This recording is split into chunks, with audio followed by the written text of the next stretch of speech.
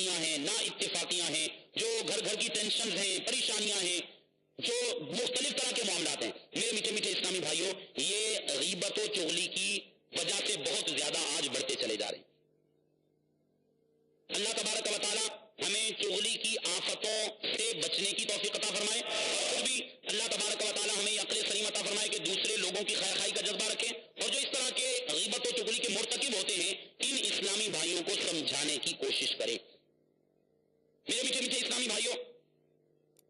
سرکار دو عالم صلی اللہ تعالی علیہ وسلم نے ارشاد فرمایا سب سے زیادہ برا قیامت کے دن اس کو پاؤ گے جو ذوالوجہین ہوگا. ذوالوجہین دو منہوں والا، دو منہ رکھنے والا. سرکار فرماتے ہیں کہ قیامت کے دن سب سے برا اس شخص کو پاؤ گے جو ذوالوجہین ہوگا، یعنی دو رخ آدمی کہ ان کے پاس ایک منہ سے آتا ہے اور ان کے پاس دوسرے منہ سے آتا ہے. یعنی منافقوں کی طرح کہیں کچھ کہتا ہے اور کہیں کچھ. اسی طرح میرے میٹھے میٹھے اسلامی بھائیوں، سرکار دو عالم صلی اللہ تعالی علیہ وسلم نے ارشاد فرمایا جب مجھے معراج ہوئی، ایک قوم پر گزرا جس کے ناخن تانبے کے تھے، وہ اپنے منہ اور سینے کو نوچتے تھے. میں نے کہا جبریل یہ کون لوگ ہیں؟ جبریل علیہ الصلوۃ والسلام نے کہا یہ وہ لوگ ہیں جو لوگوں کا گوشت کھاتے تھے اور ان کی آبرو ریزی کیا کرتے تھے، یعنی لوگوں کی عزتیں اچھالا کرتے تھے. میرے میٹھے میٹھے اسلامی بھائیوں، اسی طرح سرکار دو عالم صلی اللہ تعالی علیہ وسلم نے ایک اور مقام پر فرمایا جو شخص مسلمان پر کوئی بات کہے اس سے مقصد عیب لگانا ہو، اللہ تعالیٰ اس کو پل صراط پر روکے گا جب تک اس چیز سے نہ نکلے جو اس نے کہی تھی. اب پتا چلا کہ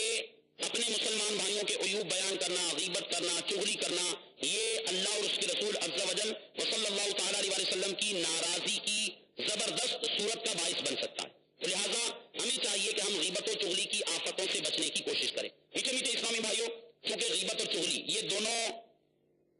ظاہری امراض ہیں. ظاہری طور پر انسان جب کسی کی غیبت کرتا ہے، کسی کی چغلی کرتا ہے، کسی کے خلاف بات کرتا ہے، اب یہ ظاہری طور پر فوراً محسوس ہو جاتا ہے. بعض گناہ جو ہیں وہ باطنی امراض کہلاتے ہیں، جیسا کہ ہم سنیں گے غیبت حسد کے بارے میں. اب میرے میٹھے میٹھے اسلامی بھائیوں، یاد رکھیے علماء کرام رحمہم اللہ السلام فرماتے ہیں کہ اگر کوئی شخص گناہوں کا عادی ہے، گناہوں کا مرتکب ہے اور وہ چاہتا ہے کہ گناہوں کا علاج اختیار کرے، اس کے لیے علماء کرام رحمہم اللہ السلام نے یہ قاعدہ بیان فرمایا کہ اس کے بنیادی طور پر دو علاج ہیں. نمبر ایک علمی علاج، نمبر دو عملی علاج. علمی علاج کیا ہے؟ مثال کے طور پر ایک شخص جھوٹ کا شکار ہے، غیبت کرتا ہے، چغلیوں کا مرتکب ہوتا ہے، وعدہ خلافیاں کرتا ہے، تو اب اس شخص کو قرآن اور حدیث میں ان گناہوں کے بارے میں وارد ہونے والی سزاؤں کا بار بار مطالعہ کرنا چاہیے. ہم غیبت سے نہیں بچ پاتے، اس کے لیے کیا کریں؟ بار بار غیبت کی تباہ کاریوں کا مطالعہ کریں، بار بار غیبت کی تباہ کاریاں سے درس دیں، درس سنیں، بار بار غیبت کے بارے میں اپنا ذہن بنانے کی کوشش کریں. یہ ایسی آفت ہے جو اللہ اور اس کے رسول کی بارگاہ میں اور میدان قیامت میں سب لوگوں کے سامنے ذلیل و رسوا کروا دے گی. لہٰذا بار بار یہ علمی علاج آدمی غور کرتا رہے، بار بار مختلف روایات کو ذہن میں لائے، ذہن نشین رکھنے کی کوشش کرے. اور دوسرا ہے عملی علاج. عملی علاج یہ ہے کہ جب موقع بن پڑے، مثال کے طور پر ہم کلام کر رہے ہیں، اب دو افراد بیٹھے ہوئے ہیں اور کوئی تیسرا شخص ہے جس کے بارے میں کلام چل رہا ہے، امکان پیدا ہوا یہاں پر غیبت ہو جائے گی. اب عملی علاج اس صورت میں کرے، فوراً متوجہ ہو جائے اور عملی طور پر جیسا کہ کیا بات کا موضوع بدل دے یا اس شخص کو غیبت سے روک دے جو غیبت کا روکنے کا احسن انداز ہے. یا امیر علیہ سنت دامت برکاتہم العالیہ نے بہت پیارا یہ فارمولہ ارشاد فرمایا غیبت کی تباہ کاریوں میں کہ غیبت سے بچنے کا آسان نسخہ یہ ہے کہ جب دو افراد بیٹھے ہوں تو تیسرے کا تذکرہ فقط خیر کے ساتھ کریں، صرف اور صرف خیر کے ساتھ کریں، اور اس کے علاوہ تیسرے کا تذکرہ کبھی بھی مت کریں. جو ہی تیسرے شخص کا تذکرہ کسی عیب کے ساتھ شروع ہوگا تو اب وہ غیبت، چغلی، بہتان، الزام اور طرح طرح کے گناہوں کے دروازے کھولتا چلا جائے گا. یہ علمی علاج یہ ہے کہ غیبت کی تباہ کاریاں سے غیبت کی آفات پڑے، اس میں چغلی کے بارے میں بھی کچھ بیان موجود ہے. اور اس کے ساتھ ساتھ عملی علاج یہ ہے کہ عملی طور پر جب مواقع آئیں اپنے آپ کو ہوشیار کرتا رہے، خبردار کرتا رہے اور ان آفتوں سے اپنے آپ کو بچانے کی کوشش کرے. میرے میٹھے میٹھے اسلامی بھائیوں، امام غزالی رحمۃ اللہ تعالی علیہ نے پھر تفصیل میں نے عرض کیا کہ چغلی کے بارے میں بھی احیاء العلوم کے اندر بیان فرمایا. اگر ہم کوشش کریں گے ان جو امام غزالی رحمۃ اللہ تعالی علیہ کے عطا کردہ مدنی پھول ہیں ان کو اگر ہم ذہن نشین رکھیں گے، پڑھتے رہیں گے، سنتے رہیں گے تو انشاءاللہ عز و جل غیبت و چغلی سے بہت حد تک بچنے میں کامیاب ہو جائیں گے. صلو علی الحبیب صلی اللہ تعالی علی محمد صلی اللہ تعالی علیہ وسلم. ہمارے بیان کا تیسرا حصہ آج کا حسد. حسد کے بارے میں بھی مختصر وقت میں ہم چند مدنی پھول حاصل کرنے کی کوشش کرتے ہیں. اس میں سب سے پہلے حسد کی تعریف. حسد کسے کہتے ہیں؟ علامہ منظور افریقی رحمۃ اللہ تعالی علیہ لسان العرب میں حسد کی تعریف بیان کرتے ہیں: الحسد ان تتمنا زوال نعمت المحسود الیک. حسد یہ ہے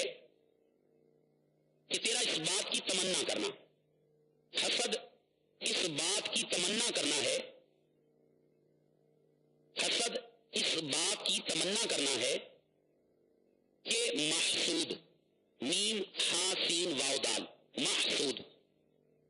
حسد اس بات کی تمنا کرنا ہے کہ محسود، بریکٹ میں لکھ لیجئے جس سے حسد کیا گیا۔ محسود کا معنی جس سے حسد کیا جائے، جس سے حسد کیا جائے۔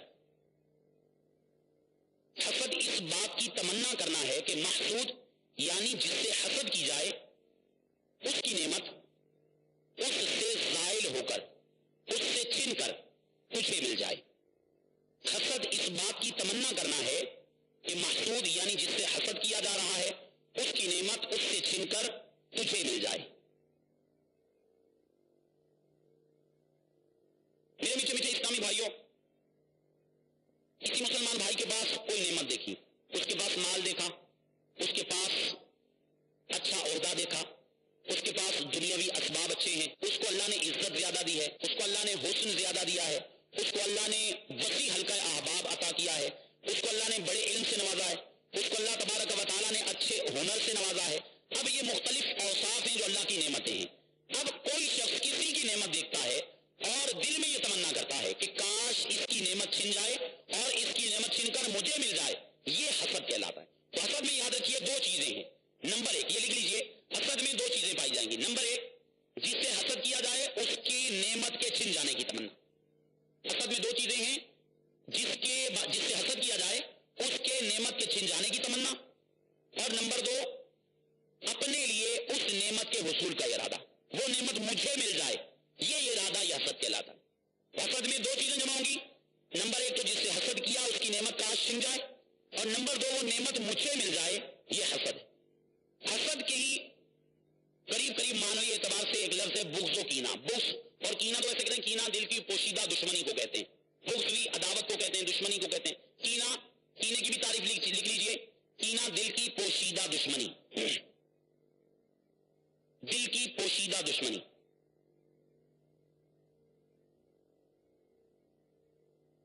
بغض و کینہ یہ دونوں مترادف الفاظ ہیں، ہم معنی ہیں، قریب قریب معنی کے الفاظ ہیں۔ اب کینہ، اس کے بارے میں علماء نے ایک اور تعریف یہ بیان کی کہ کسی کے پاس نعمت دیکھ کر اس کے چھن جانے کی تمنا کرنا، یہ کینہ کہلاتا ہے۔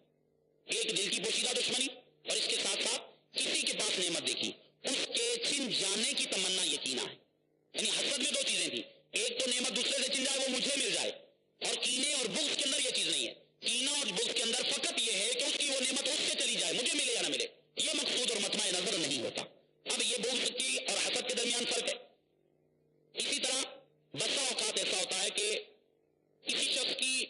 کوئی نعمت ہم نے دیکھی، فلاں شخص بڑا مالدار ہے، بڑا عزت دار ہے، بہت نیکوکار ہے، بہت پارسا ہے، بہت مشہور ہے، اس کی آواز اچھی ہے۔ اب یہ نعمتیں دیکھ کر بسا اوقات دل میں تمنا پیدا ہوتی ہے کاش یہ نعمت مجھے بھی مل جائے، کاش یہ نعمت مجھے بھی مل جائے، اس سے نہ چھنے۔ اب یہ جذبہ، وہ جو حسد والا جذبہ تھا، اس سے الٹ ہو گیا۔ حسد میں تھا کہ اس کی نعمت چھن کر مجھے ملے، اور اب صورت یہ ہے کہ اس کی نعمت اللہ اس میں برکت دے، اس کی نعمت اس کے پاس رہے، اب اس جیسی نعمت مجھے مل جائے، اسے رشک اور غبطہ کہتے ہیں۔ رشک یہ بھی شرعی اصطلاح، یہ بھی ہمیں آنی چاہیے۔ رشک کی تعریف کسی مسلمان کے پاس موجود نعمت دیکھ کر، کسی مسلمان کے پاس موجود نعمت کو دیکھ کر اپنے لیے حصول کی تمنا کرنا، کسی مسلمان کے پاس موجود نعمت کو دیکھ کر اپنے لیے حصول کی تمنا کرنا۔ یعنی میں نے عرض کر دیا، مثال پیش کر دی، کوئی شخص مالدار ہے، عہدے دار ہے، عزت دار ہے، صاحب اعمال ہے، اللہ نے اس کو اچھے اعمال کرنے کی توفیق عطا فرمائی، ہمارے دل میں یہ تمنا پیدا ہوئی کاش میں بھی اس جیسا نیک بن جاؤں، کاش میں بھی اس جیسا اچھا بن جاؤں، کاش میں بھی اس جیسا حسن اخلاق والا بن جاؤں، کاش میں بھی اس جیسا وسیع حلقہ احباب والا بن جاؤں، لیکن یہ ارادہ نہیں ہے کہ اس کی نعمت چھن جائے، تو یہ رشک کہلائے گا، یہ غبطہ کہلائے گا۔ اب میرے میٹھے میٹھے اسلامی بھائیوں، یاد رکھیے حسد ناجائز ہے، حسد کے جواز کی صورتیں بھی ہیں، وہ جو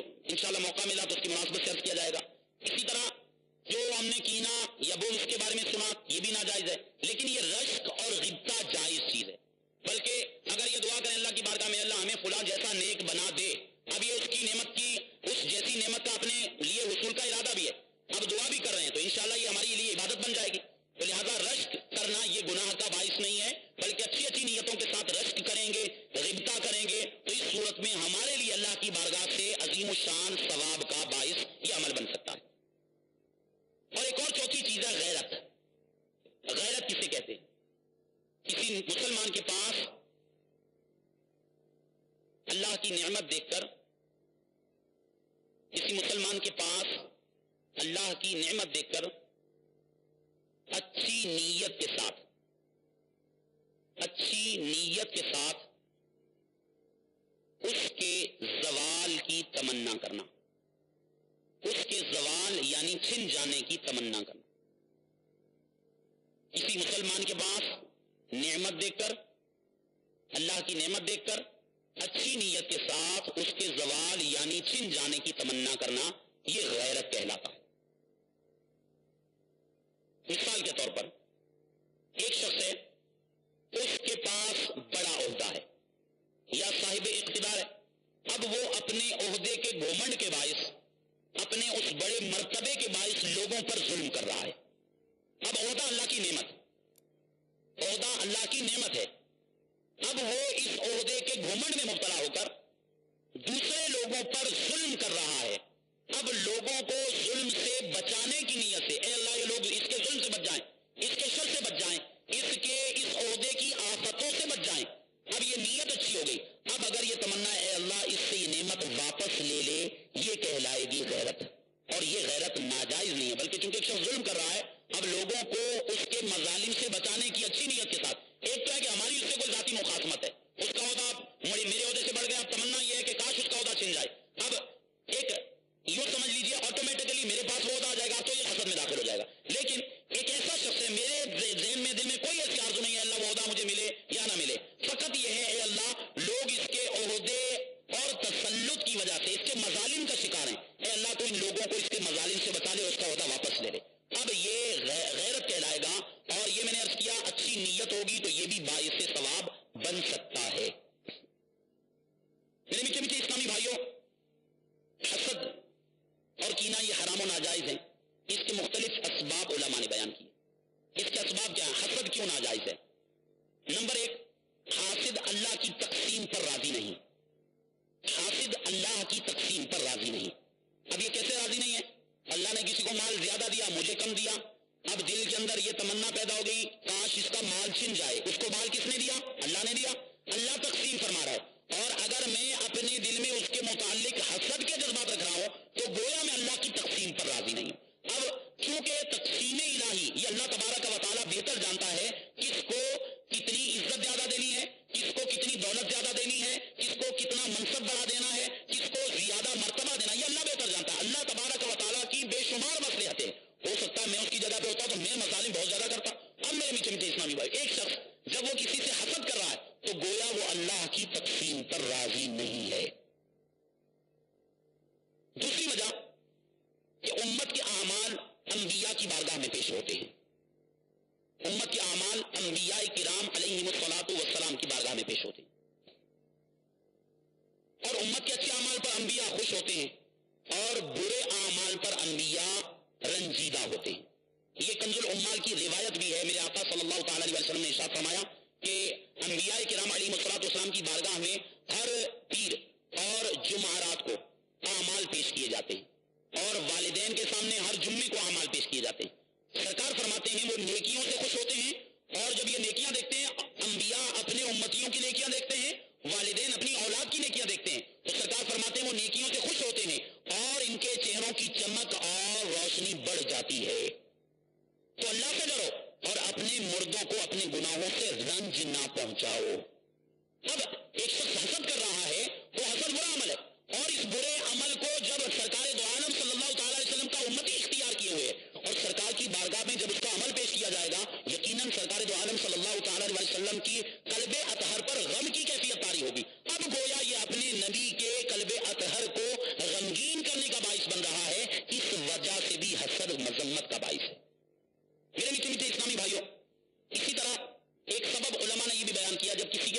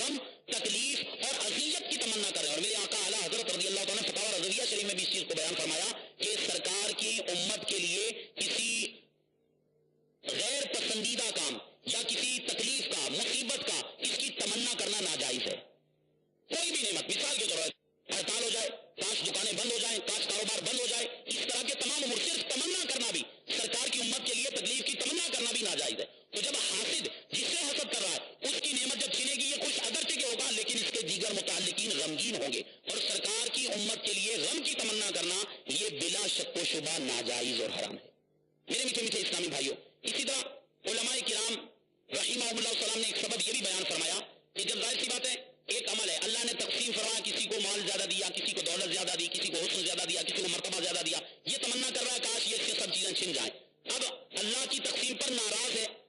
اللہ تبارک و تعالیٰ کی تقسیم پر ناراض کون ہوتا ہے؟ شیطان۔ ظاہر سی بات ہے جو اللہ تقسیم فرما رہا ہے شیطان اس سے ناراض ہے، تو اب گویا یہ شیطان کی تقلید اور پیروی کر رہا ہے کہ اللہ جس تقسیم پر راضی ہے یہ اس تقسیم پر ناراض ہے، لہٰذا اس سبب سے بھی یہ حسد یقیناً باعث مذمت ہے۔ میرے پیارے اسلامی بھائیوں، سرکار دو عالم صلی اللہ تعالیٰ علیہ وسلم نے حسد کے بے شمار آفتوں کا بیان فرمایا، چنانچہ سرکار دو عالم صلی اللہ تعالیٰ علیہ وسلم نے ارشاد فرمایا حسد سے دور رہو، کیونکہ حسد نیکیوں کو اس طرح کھا جاتا ہے جیسے آگ لکڑی کو کھا جاتی ہے۔ حسد نیکیوں کو اس طرح کھا جاتا ہے جیسے آگ لکڑی کو کھا جاتی ہے۔ اور اسی طرح سرکار دو عالم صلی اللہ تعالیٰ علیہ وسلم کا فرمان ہے حسد ایمان کو اس طرح بگاڑ دیتا ہے، حسد ایمان کو اس طرح بگاڑ دیتا ہے جیسے ایلوا شہد کو بگاڑ دیتا ہے۔ ایلوا، الف یہ لام واو الف، ایلوا، اس کو یہ انگلش میں ایلوویرا بھی کہتے ہیں، سبز رنگ کا وہ نوکوں والا ایک پودا ہوتا ہے اور اس کا رس اتنا کڑوا ہوتا ہے، یہ جو شوگر کے پیشنٹ ہے یہ بعض مقامہ اس کے ابال کے شوگر کے پیشنٹ کو اس کا وہ ابلا ہوا جو محلول سا تیار کیا جاتا ہے وہ پلایا جاتا ہے، اور فقط آپ ذرہ سا اس کا ایک یوں سمجھے قطرہ نہیں بلکہ قطرے کا بھی کچھ حصہ اگر اپنی زبان پہ لگا لیں بہت دیر تک آپ میٹھی چیزیں بھی کھاتے رہیں گے، آپ کی زبان کا ذائقہ دوبارہ درست نہیں ہوگا کافی دیر تک۔ اب سرکار کیا فرماتے ہیں حسد ایمان کو اس طرح خراب کر دیتا ہے جس طرح ایلوا شہد حالانکہ انتہائی شیریں ترین چیز ہے، شہد کو ایلوا خراب کر دیتا ہے، اسی طرح حسد ایمان کو خراب کر دیتا ہے۔ حضرت سیدنا فضیل بن عیاض رحمۃ اللہ تعالیٰ کے شاگرد کا مشہور واقعہ ہم نے بے شمار مرتبہ سنا ہوگا، اپنے شاگرد بڑا ان کا چہیتا شاگرد تھا، بہت ذہین شاگرد تھا اور آپ اس سے محبت بہت فرماتے تھے۔ اس کی نزعہ کا وقت آیا اور آپ رحمۃ اللہ تعالیٰ سے کلمے کی تلقین کی، اس نے کلمہ پڑھنا شروع کیا، سورہ یاسین پڑھی، شاگرد نے کہا اسے پڑھنا بند کر دیں، آپ رحمۃ اللہ تعالیٰ نے تلاوت موقوف فرما کر پھر کلمے کی تلقین کی، اس نے کہا میں یہ کلمہ بالکل نہیں کہوں گا، میں اس سے سخت بیزار ہوں، ان الفاظ کے ساتھ ہی اس کا دم نکل گیا۔ آپ رحمۃ اللہ تعالیٰ علیہ کو شاگرد کے برے خاتمے کا اتنا افسوس ہوا کہ آپ رحمۃ اللہ تعالیٰ علیہ 40 دن تک اپنے گھر کے اندر مقید ہو کر روتے رہے۔ اب آپ رحمۃ اللہ تعالیٰ نے خواب میں دیکھا کہ فرشتے اس شخص کو، اس شاگرد کو جہنم میں گھسیٹ رہے ہیں۔ آپ نے پوچھا کہ کس سبب سے تجھ سے یہ دولت ایمان چھین لی گئی، حالانکہ تو میرا صاحب علم اور سب سے لائق ترین شاگرد تھا؟ اس نے جواب دیا 3 عیوب کی وجہ سے۔ نمبر 1، میں چغل خوری کے عیب کا مرتکب تھا، میں اپنے ساتھیوں کو کچھ بتاتا اور آپ کو کچھ بتاتا، یہ چغل خوری ہے جو ایمان کی بربادی کا سبب۔ اور دوسرا اس نے کہا کہ میں اپنے دیگر جو میرے ہم مکتب اسلامی بھائی تھے، جو میرے پڑھنے والے دوست تھے، میں ان سے حسد کیا کرتا تھا، اچھی نعمت مل جائے اس کے زوال کی تمنا کرتا تھا۔ اور کہا کہ تیسرا مجھے ایک بیماری لاحق تھی، طبیب نے کہا تھا سال میں 1 مرتبہ شراب کا گلاس پی لیا کرو، میں اس کے مشورے سے سال میں 1 مرتبہ شراب کا گلاس پیا کرتا تھا۔ ان 3 آفتوں کے سبب اللہ تعالیٰ نے میرا ایمان برباد فرما دیا۔ میرے میٹھے میٹھے اسلامی بھائیوں، اب حسد کی بے شمار آفتیں ہیں، بے شمار اس کے بارے میں مختلف جو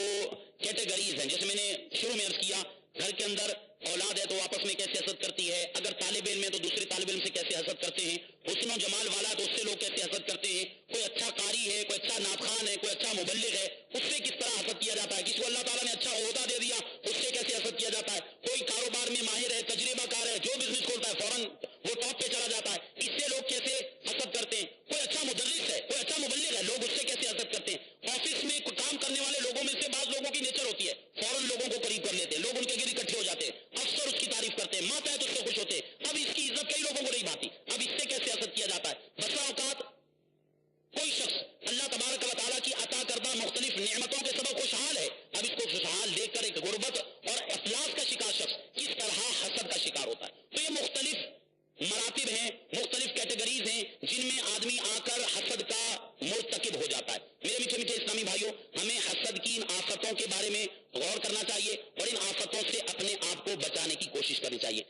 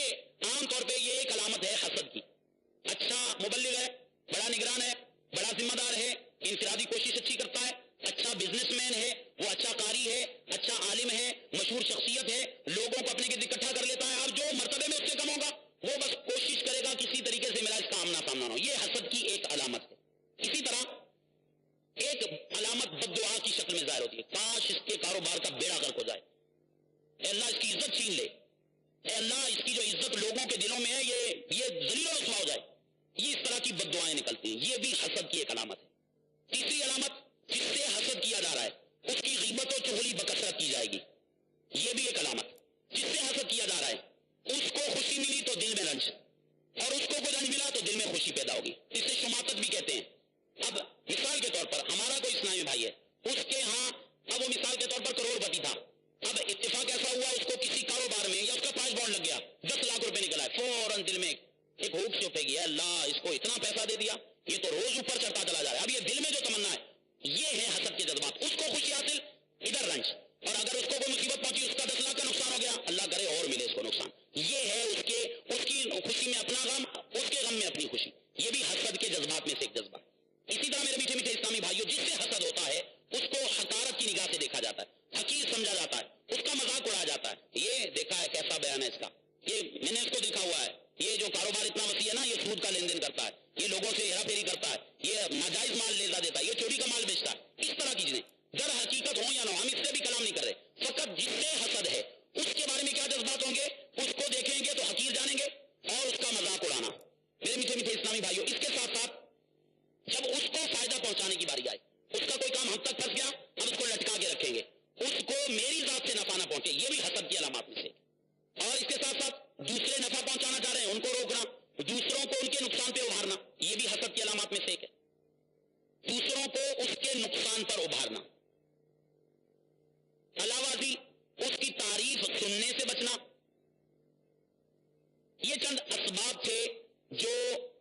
ایسی علامات ہیں یہ جس میں پائی جائیں۔ اب اس میں ذہن میں رکھیے گا جتنی علامات ہیں یہ ظنی ہے، مثال کے طور پر سب کی سب علامات کسی اسلامی بھائی میں متعین ہو جائیں، یہ زید کے اندر حسد کی سب علامات پائی گئی، پھر بھی ہمارے لیے ظن المؤمنین خیرا کا حکم ہے، مسلمانوں کے بارے میں اچھا گمان رکھو، ہم پر حسن ظن واجب ہے۔ اب میرے میٹھے میٹھے اسلامی بھائیوں، یہ ایک اس کا اور اس کے رب کا معاملہ، یہ قلبی چونکہ معاملات ہیں، ظاہری علامات صرف ایک ظنی قرینہ ہے، یہ قطعی اور یقینی بات نہیں ہے، لہٰذا اس صورت میں ہم اس کے بارے میں کوشش کر کے حسن ظن ہی رکھیں گے، حسن ظن کے پہلو نکالیں گے۔ ہم نے یہ جو اسباب سنے، جو مختلف علامات سنی، ہم نے اپنا محاسبہ کرنا ہے، کہیں مجھ میں یہ علامات تو نہیں پائی جا رہی، اپنے مسلمان بھائی کے خوشی پر غم محسوس کرتا ہوں، اس کو غم ملے تو خوشی محسوس کرتا ہوں، اس کے عزت کے زوال کی تمنا کرتا ہوں، اسی طرح اس کے مقام اور اسٹیٹس کے چھن جانے کی تمنا کرتا ہوں، مختلف مواقع پر جب اس کو فائدہ پہنچانے کی باری آئے اس سے اپنے آپ کو کوشش کرتا ہوں میں کسی طریقے سے جان چھڑا لوں اس سے، اور دوسرے لوگ کو فائدہ پہنچانا چاہتے ہیں وہاں بھی نقصان پہنچانا چاہتا ہوں، تو خود اپنے اندر ان علامات کو دیکھ کر پھر ان کی وہی پہلے والی صورت آ جائے گی، علاج کی صورتیں اختیار کی جائیں گی۔ نمبر 1 علمی علاج، نمبر 2 عملی علاج۔ علمی علاج وہی ہے حسد کی تباہ کاریاں بار بار پڑھے، بار بار سنے، اس بارے میں صاحب بہار شریعت نے بہار شریعت کے 16ویں حصے میں حسد کے بارے میں تفصیلی بیان فرمایا، حسد کے احکام بھی کچھ اجمالاً بیان فرمائے، اس کی احادیث بھی بیان فرمائی۔ امام غزالی رحمۃ اللہ تعالی علیہ نے احیاء العلوم کی 3ری جلد میں جو باطنی امراض کا ذکر کیا وہاں پر حسد کا بھی بہت تفصیل سے بیان فرمایا، اور ان معالجات کو، یہ جو ہم نے پڑھا کہ عملی علاج کرے، جب ہم ان کو عملی طور پر اختیار کریں گے، اس کے ساتھ ساتھ انشاءاللہ جو اپنا محاسبہ کرتے رہیں گے تو انشاءاللہ عز و جل ہم حسد جیسی اس آفت اور اس بہت بڑی محرومی کا باعث بننے والی مصیبت سے چھٹکارا حاصل کر سکتے ہیں۔ اللہ تبارک و تعالی ہمیں حسد، چغلی اور غیبت جیسی آفتوں سے بچنے کی توفیق